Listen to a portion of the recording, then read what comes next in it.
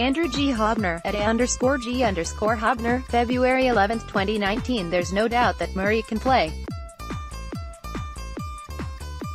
During his 1 year as the starter, he showed off an excellent arm and rare athleticism for the position.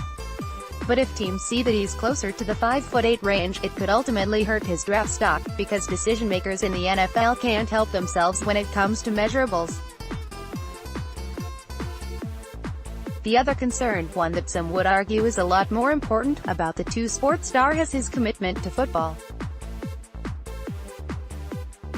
At this point, it's well known that the Oakland Athletics drafted Murray 9th overall last June in the MLB draft. It's also known that despite originally planning to only play football for one more season, Murray has decided to pursue a career on the gridiron. It's been tough for evaluators to get a proper read on Murray, and NFL teams will do their due diligence with his commitment level prior to spending a first-round pick on him. 2. Josh Jacobs, Damian Harris, RBs, Alabama. Alabama fans will get to see not one, but two former running backs at the Combine this year. The loss of Harris was expected given his senior standing, but Jacobs, a junior, declaring early for the draft came as a surprise to the casual observer. However, if you've seen Jacobs on film, it's easy to see why he decided to put his name in this draft. The 5'10", 216-pound ball carrier has a complete skill set that should effectively transition to the NFL. Jacobs brings a punishing style of running along with rare suddenness and vision, which should allow him to become a dynamic weapon in both the run and passing games for a team. There's also the fact that these Alabama running backs don't have the typical usage that most do coming out of college. Jacobs only saw 299 touches, 251 rushing, 48 receiving, during his 3-year stint in Tuscaloosa. Harris, on the other hand, averaged 132.3 touches per year during his 4 seasons. To put that in perspective, other SEC running backs such as Kentucky's Benny Snell Jr. 255.3 touches, and Texas A. 3. Titus Howard, OT, Alabama State. One of the biggest obstacles that small school prospects face during the draft evaluation process is their level of competition. Sure, the dominance was on full display against lower-tiered schools, but could that player sustain that level of success against higher competition? It's a fair question, too. The good news for a guy like Howard is that there are some recent examples to prove it's possible. A perfect example would be Ali Marpet, the starting left guard for the Tampa Bay Buccaneers. He played his college ball at a Division III school by the name of Hobart. And like Howard, there were some concerns about how Marpet would do against NFL-caliber players. So far, he's proven his worth, and then some. According to Pro Football Focus, Marpet was the league's 8th-ranked defensive guard in 2018 with a 73.2 overall grade. Other recent examples include Philadelphia Eagles tight end Dallas Goedert, North Dakota State, and Indianapolis Colts linebacker Darius Leonard, South Carolina State. Howard has a lot to prove at the Combine, but with his ability to be fluid in his movements, he should stand out above his peers from more well-known programs. Already possessing appealing size, 6'5", 322, if Howard can continue to develop his physique and add lower body strength, he's got the ability to emerge as a future starter as an NFL bookend.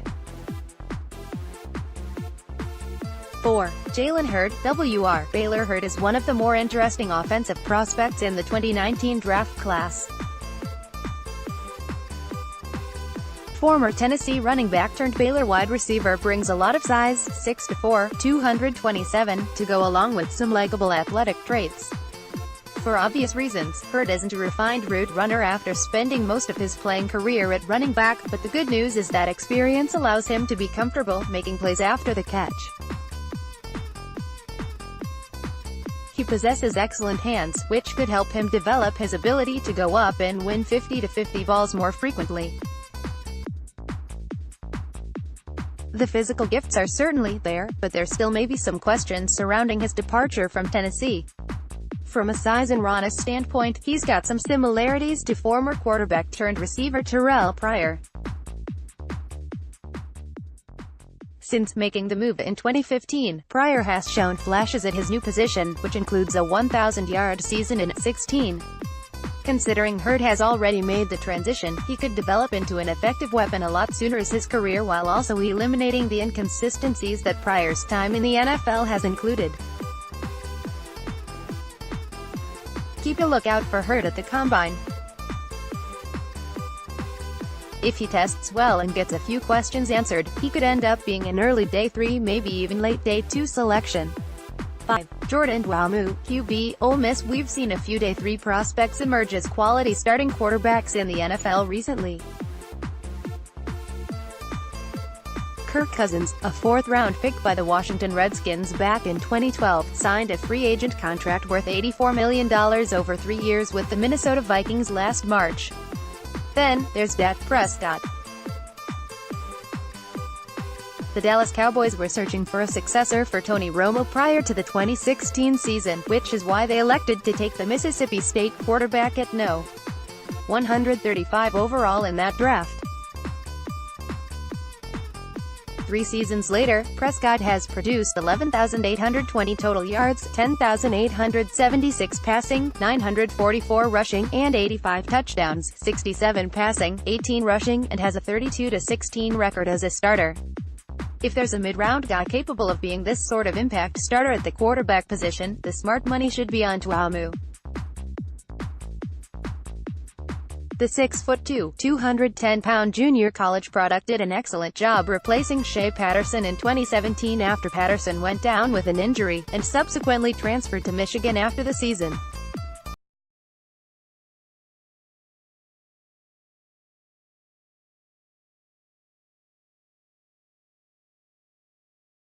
The fact that he did it against SEC defenses makes it even more impressive.